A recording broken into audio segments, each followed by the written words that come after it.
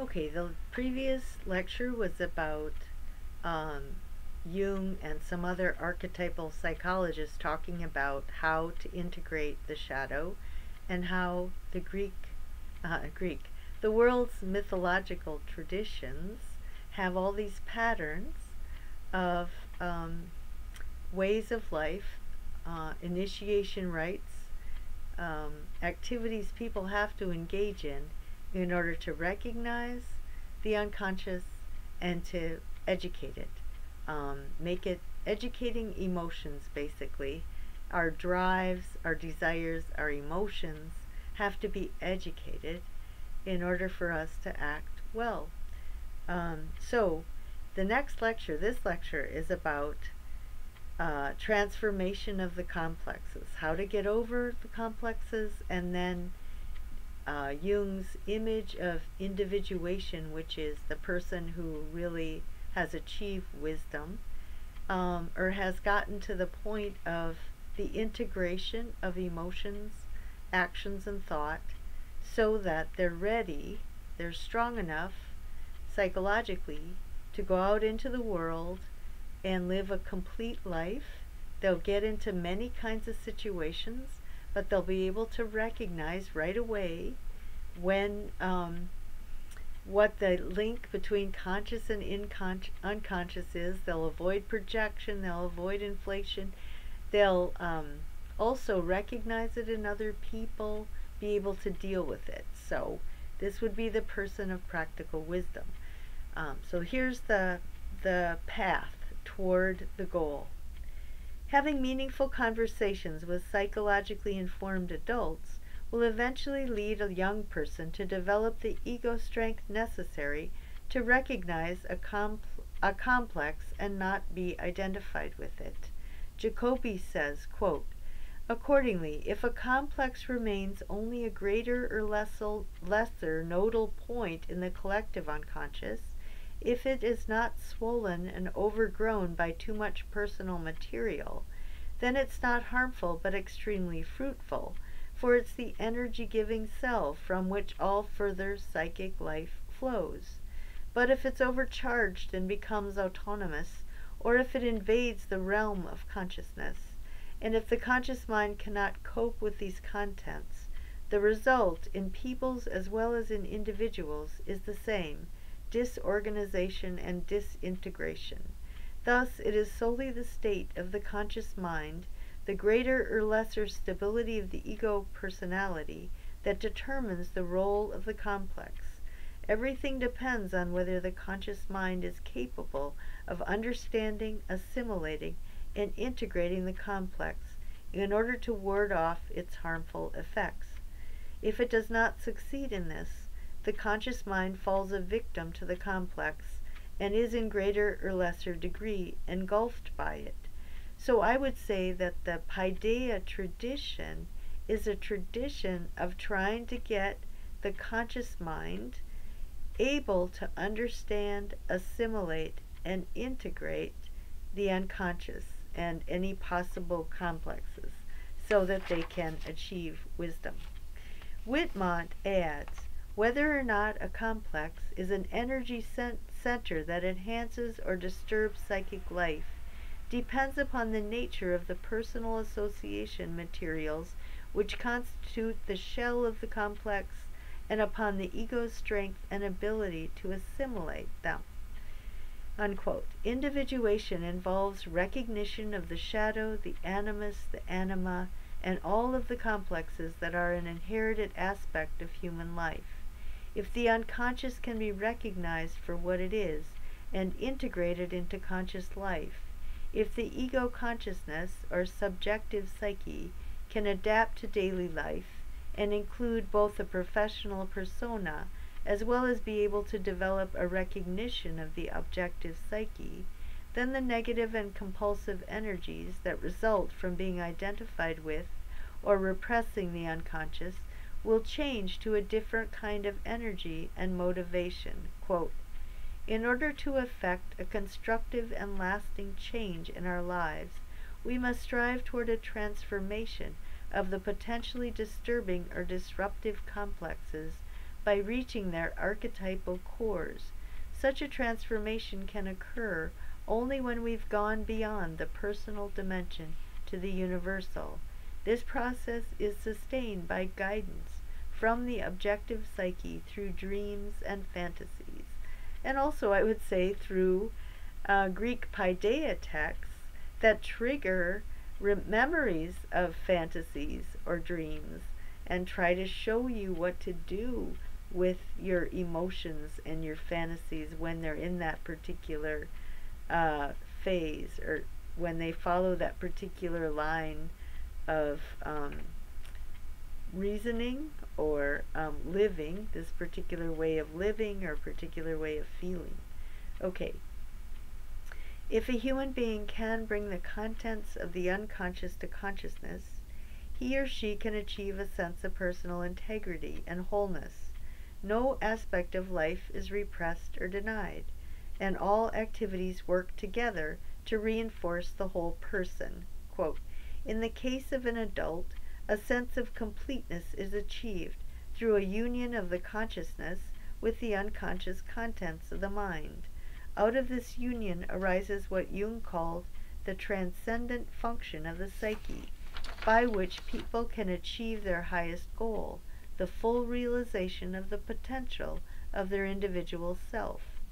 Because achieving the transcendent perspective or function is very difficult, many people turn to analysts to help them achieve this goal. Quote, the tendencies of the conscious and the unconscious are the two factors that together make up the transcendent function. It is called transcendent because it makes the transition from one attitude to another organically possible without loss of the unconscious. The constructive or synthetic method of treatment presupposes insights which are at least potentially present in the patient and can therefore be made conscious. The suitably trained analyst mediates the transcendent function for the patient, that is, helps him to bring consciousness and unconscious together and so arrive at a new attitude. Young people need an analyst to help them break away from the world of childhood. Middle-aged people need an analyst to help them find meaning in their lives. Quote, as a rule, the life of a young person is characterized by a general expansion and a striving towards concrete ends. His neurosis seems mainly to rest on his hesitation or shrinking back from this necessity. But the life of an older person is characterized by a contraction of forces, by the affirmation of what has been achieved, and by the curtailment of further growth. His neurosis comes mainly from his clinging to a youthful attitude. Just as the young neurotic is afraid of life, so the older one shrinks back from death. What was a normal goal for the young man becomes a neurotic hindrance to the old. Just as, through his hesitation to face the world, the young neurotic's originally normal dependence on his parents grows into an incest relationship that's inimical to life. So, obviously, young people can be afraid of going out into the adult world and all of its complexities and difficulties, and can run away to mommy or ask daddy to give them a job, or basically just never get out from under the parents' power and influence. It might be economic, getting a job from your dad. It might be emotional, having a mother that always tells you you're right, or that you are her baby and you don't have to grow up, or things like that. I mean, we know that. It's common sense. Then the older person's problem is they feel their vitality going down, and so they want to revitalize themselves. And so they take Viagra and they go find a younger woman. So it's that old midlife crisis where men go marry a woman 20 years younger and they feel young again. This is arrested development. This is neurotic. It's not healthy. So those are two major times when the temptation for arrested development offers itself. And in our high-tech era, a lot of people make a lot of money helping other people not grow up. Arrested development is a very financially advantageous condition to be in, because people will consume things in order to be able to stay in an arrested state. But it's really unhealthy for them and for everybody else. Not only do people have different needs at different stages of their lives, each individual has a particular unconscious and a unique conscious life, and the integration of conscious and unconscious will be different for each person. Whitmont says, coming to terms with the objective psyche, or collective unconscious, rests upon the person being analyzed efforts to understand and test in real life experience the hints and messages from the unconscious. This constitutes a symbolic quest into unknown territory. That it is unknown to the person being analyzed is no more than one would expect, but in terms of its ever newly and differently unfolding uniqueness, it's also unknown and unpredictable to the therapist. And this is where, of course, the Greeks didn't have therapists, official professionals who specialized in shadow projection and integration of the unconscious. They had to figure it out on their own. And so when the stories of Greek paideia texts have people talking to each other, yelling at each other, analyzing each other, so they're projecting, and there's a wise person who usually is helping somebody move to a higher level of consciousness. But mostly, I think the texts are also trying to get people, after they're done listening to a recitation or going to a tragedy or listening to Homer being recited, they're supposed to talk about it. They're supposed to talk to each other about it. And so you create this whole community based on people desiring to understand themselves, the human condition. The stories give them incredible motivation to learn the lesson and not make that mistake.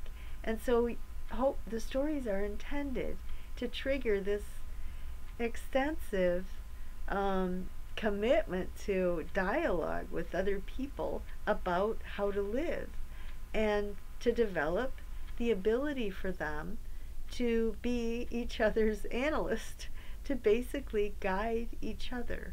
And the whole goal then over time became a self-regulating society, a self-sufficient society. But long before Athens had democracy by lot, way before that, what really matters is that rule is exercised for the well-being of the ruled, and that the ruled and rulers have those virtues: generosity, self-control, courage. They all have to have all those virtues in order to be able to have a flourishing society. So they cultivate those virtues in their conversations with each other, and the paideia texts want to educate them, because the most important part of the education, the assimilation of the shadow, the individuation process, either occurs or doesn't occur in a monarchy, an aristocracy, or a democracy. No matter how it's structured, if one person does have absolute power, if they use it in a way that helps everyone to flourish, this is great. And if a few people have it, or if people elect. So any variety there has the capacity to have mature, individuated adults, or immature, compulsive, disassociated adults. And the goal is simply to educate, for wisdom. The process of individuation is difficult because the unconscious has many conflicting tendencies, and the images and voices from the unconscious often contradict the conscious ego's self-image and beliefs. Since each person is different, it's impossible for anyone else to know exactly how to bring about the integration of conscious and unconscious, and yet it's so important for human well-being. Whitmont describes the inner life of a psyche in touch with the unconscious as a kind of inner dialogue of the soul with itself. And this is another interesting thing, because in Greek texts, in Homer, the narrative will say that a person was of two minds, right? His mind had split apart. He was at war with himself inside of his mind. And so the characters are having an inner dialogue of the soul with itself. So, and they're also having these external dialogues where, of course, everybody is of many minds. People are disagreeing all the time, but they have to talk it out. And in the text, they don't necessarily get it right, but then the person in the audience can get it right. And they can get satisfaction out of the fact that they learned the thing that the characters in the plays and stories didn't learn. And so they aren't going to make the mistake, that they're highly motivated not to make those mistakes. And then they get a lot of pleasure out of the fact that I'm not, we can avoid this particular way that societies destroy themselves. We can really learn this. Life isn't just a crapshoot. It's not just something to be afraid of. It's not something to deny and oversimplify. It's complex and difficult, but you can really learn things, and you can avoid the lessons of history, right? You can avoid making the main mistakes. But it's a dialectical process. So Whitmont says, in coming to terms with the unconscious, not only is the standpoint of the ego justified, but the unconscious is granted the same authority. The way this can be done is best shown by those cases in which the other voice is more or less distinctly heard. For such people, it's technically very simple to note down the other voice in writing and to answer its statements from the standpoint of the ego. It's exactly as if a dialogue were taking place between two human beings, each of whom gives the other credit for a valid argument and considers it worthwhile. To modify the conflicting standpoints by means of thorough comparison and discussion, or else to distinguish them clearly from one another. Of course, in Greek paideia texts, sometimes they do that.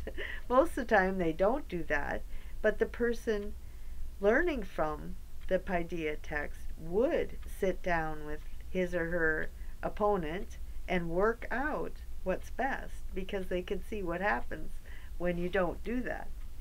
Although it's difficult to keep conflicting ideas in mind and find a way to integrate them, this skill is extremely beneficial, not only for the individual soul, but for the well-being of society in general. Quote, "The present day shows with appalling clarity how little able people are to let the other man's argument count, although this capacity is a fundamental and indispensable condition for any human community.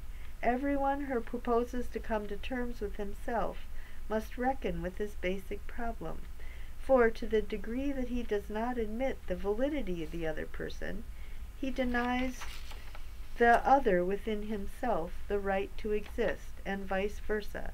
The capacity for inner dialogue is a touchstone for outer objectivity."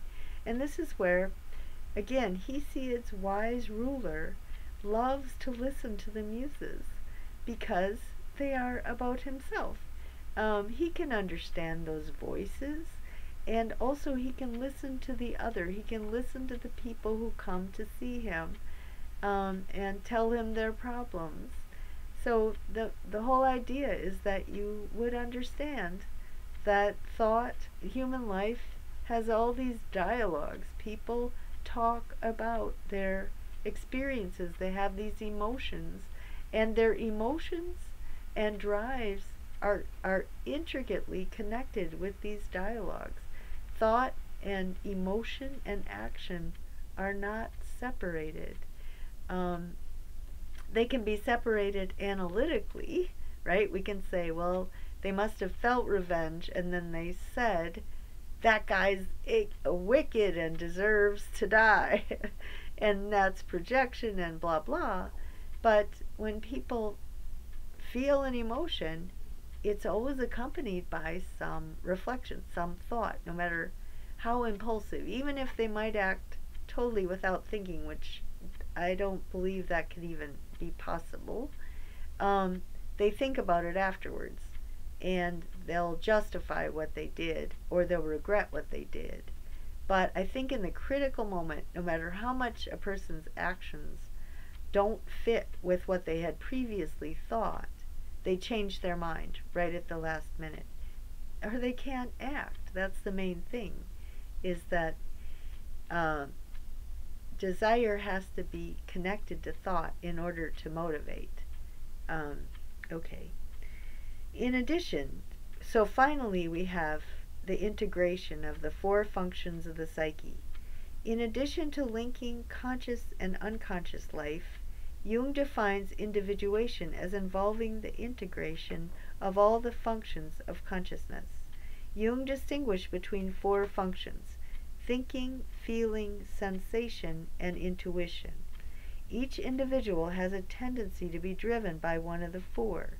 The highest level of integration would enable a person to exercise all four functions to their maximum capacity. Quote, individuation is Jung's term for the process of achieving such command of all four functions that one might open one's eyes at the center to see, think, feel, and intuit transcendence, and to act out of such knowledge. This is the final good, the summum bonum of all Jung's thought and work. That's Joseph Campbell's summary of Jung.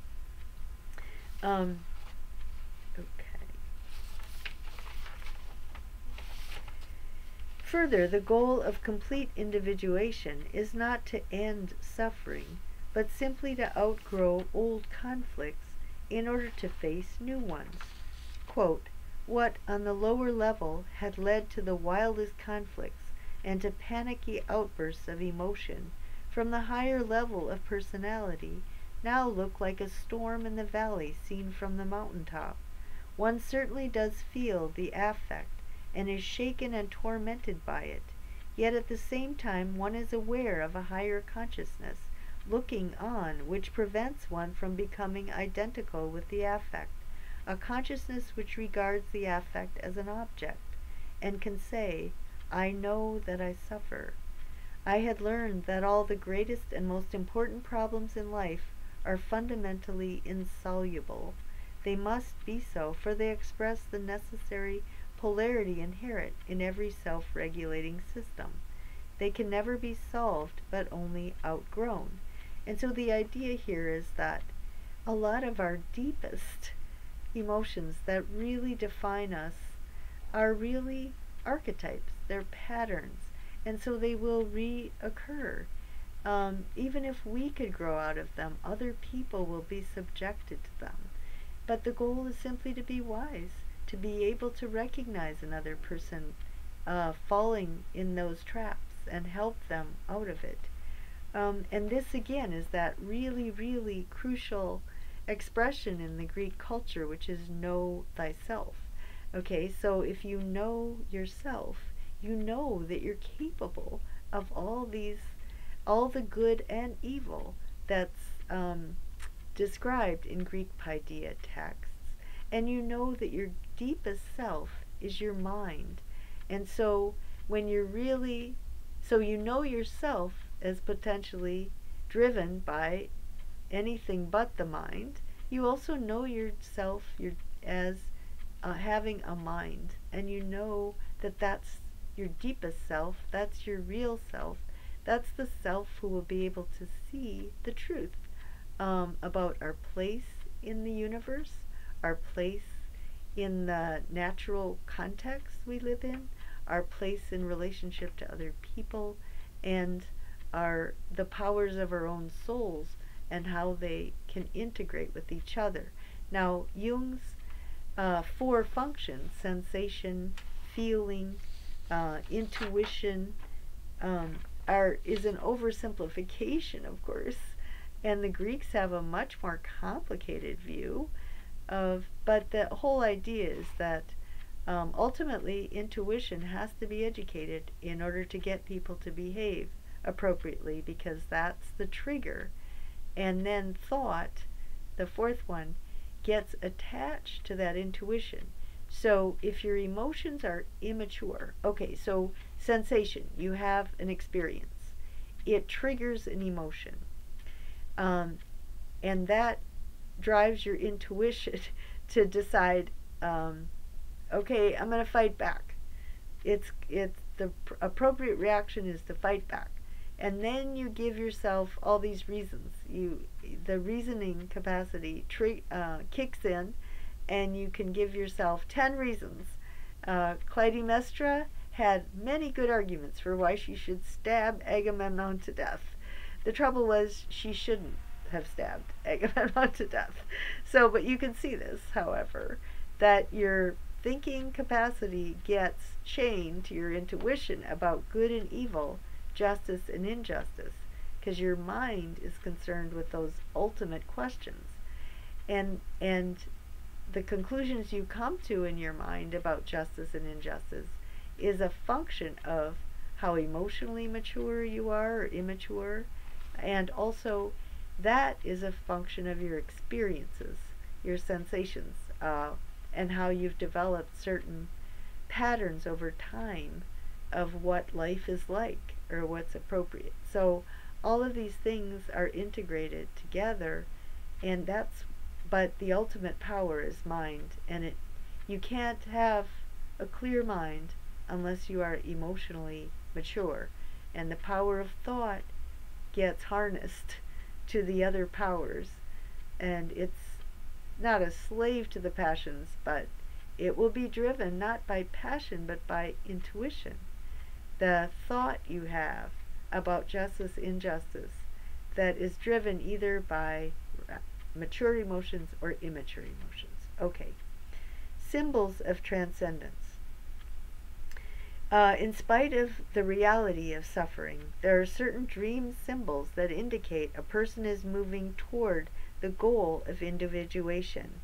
What we call, quote, what we call symbols of transcendence are the symbols that represent human beings striving to attain the goal of individuation.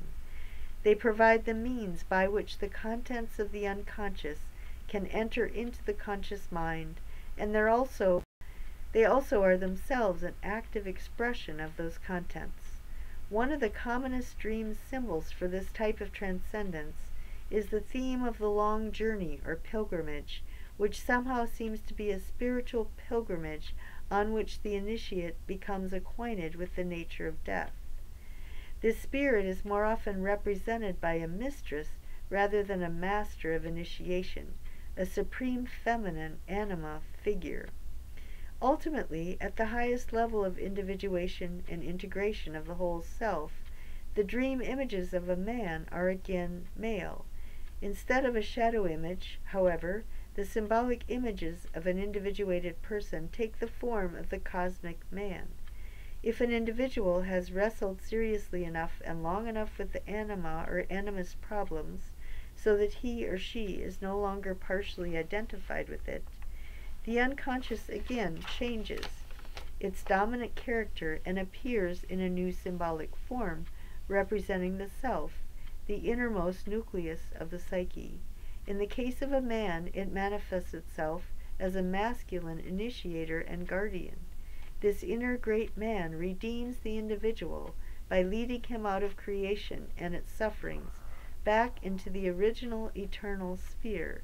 The whole inner psychic reality of each individual is ultimately oriented toward this archetypal symbol of the sense of the self. Another symbol of psychic wholeness is the philosopher's stone. The alchemical stone symbolizes something that can never be lost or dissolved, something eternal that some alchemists compared to the mystical experience of God within one's own soul. It usually takes prolonged suffering to burn away all the superfluous psychic elements concealing the stone, but some profound inner experience of the self does occur to most people at least once in a lifetime. From the psychological standpoint, a genuinely religious attitude consists of an effort to discover this unique experience and gradually to keep in tune with it.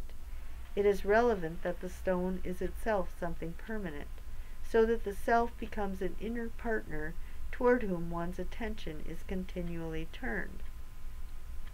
And this is where, again, Jung was biased. He was a man, so he had that bias.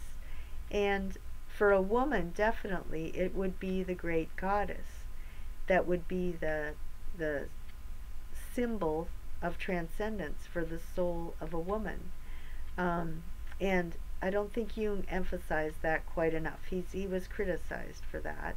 The other thing about the stone is something permanent, but it's also inert.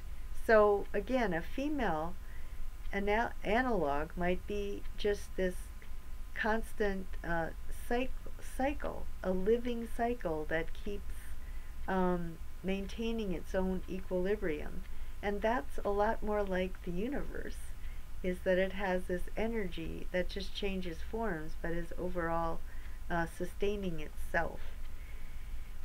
Okay, once conscious and unconscious have been integrated and an individual has made a commitment to remain connected to the unconscious and to being motivated by the self rather than the ego, Jung calls this the midpoint of the personality, which he describes in this way. If we picture the conscious mind, with ego at its center, as being opposed to the unconscious, if we now add to our mental picture the process of assimilating the unconscious, we can think of this assimilation as a kind of approximation of conscious and unconscious, where the center of the total personality no longer coincides with the ego, but with a point midway between the conscious and the unconscious.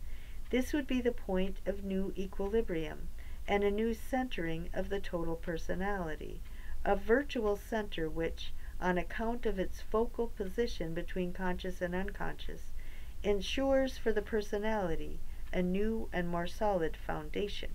So for Hesiod, this was where he was listening to the muses. He identified himself with humanity. He realized that his personal experiences of life are rooted in the collective unconscious, and that we can and must learn from wisdom passed down and try to add to the legacy and create conditions for greater flourishing. So Hesiod wanted to educate posterity in the wisdom that he had learned from listening to the muses, what the muses told him. Or so the midpoint of his personality is outside of himself. The examples that Jung uses are okay, the new foundation would be St. Paul says, "Yet not I live, but Christ lives in me." Lao Tzu says that talks about the Tao and the middle way and the creative center of all things. Hesiod talks about the muses, and the person who lives the life of the wise ruler and judge is the one who listens to the muses. Homer says that everyone makes mistakes, but he has examples of people who are more individuated, who are more sophisticated, and the irony is that they're on both sides in the war. So Odysseus is the one whose alter ego is Athena, the goddess of wisdom and justice and war. She's the most sophisticated goddess, and she's his alter ego.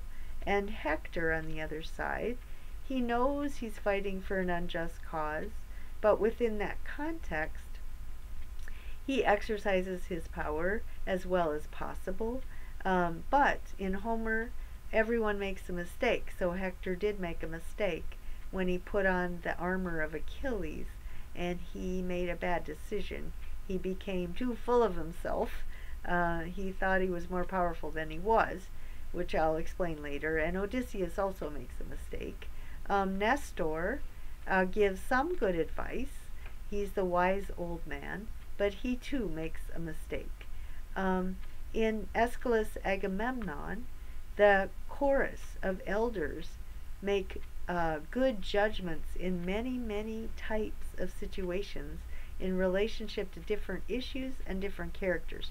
So they represent practical wisdom, and the implication there is Aeschylus was delivering his tragedy to Athens when it was democratic.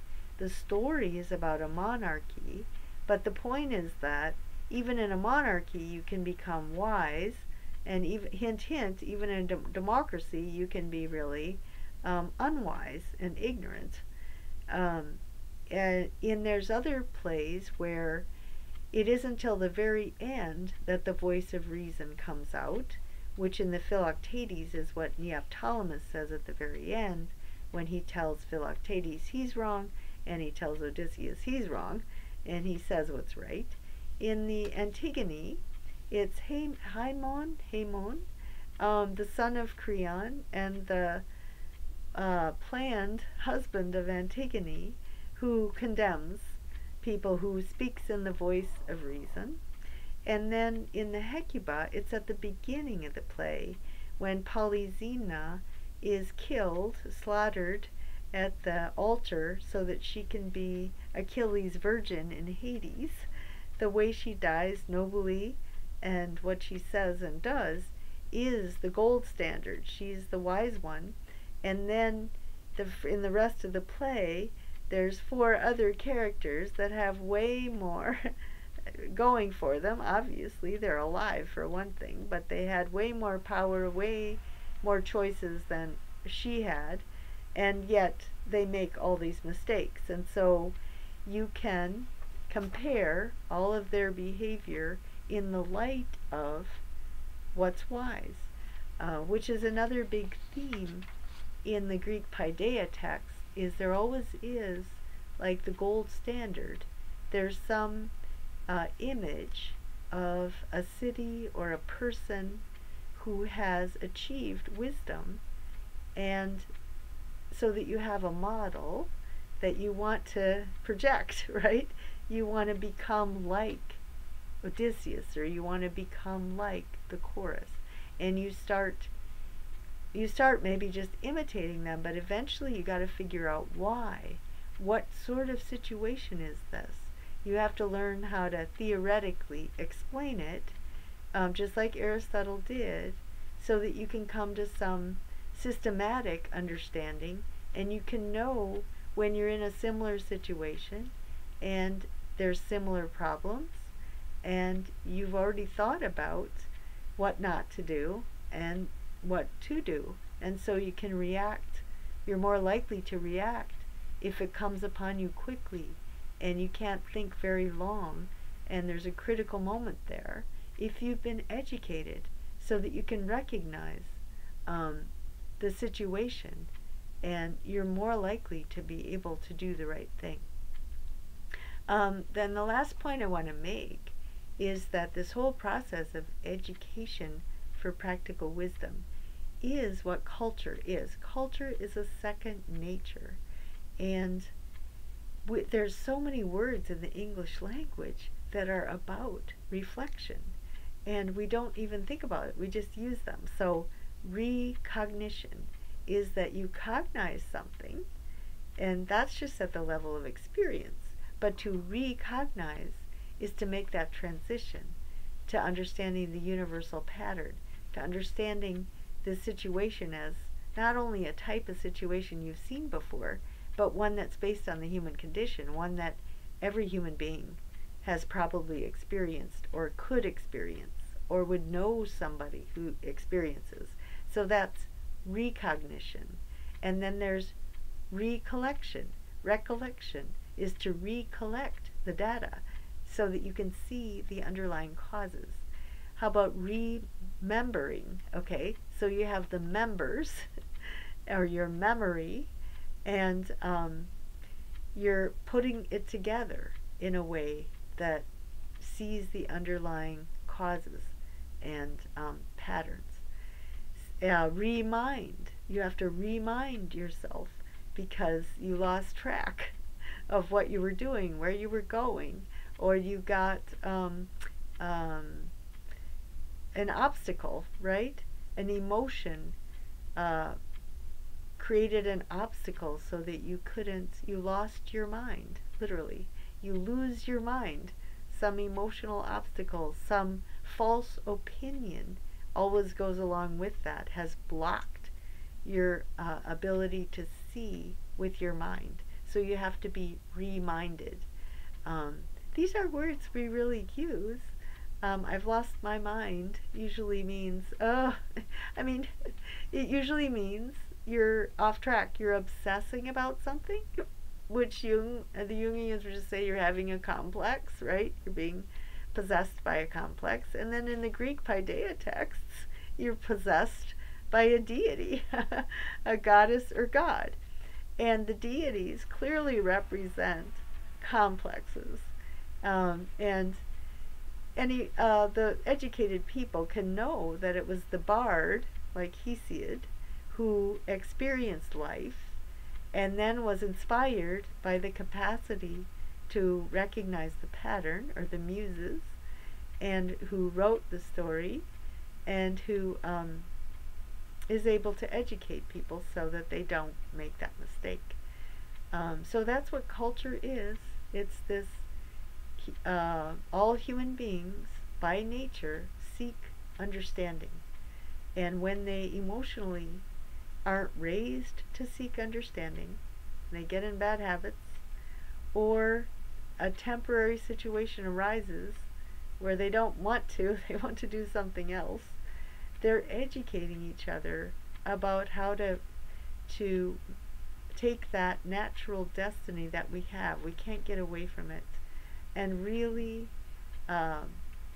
learn how to become fully human, how to live the life of the mind, how to create the microcosm and the macrocosm in our own minds, in our relationships to other people, in our societies, in our legal systems, our institutions, and in our relationships to people we don't know and people who live in other countries with other laws and institutions.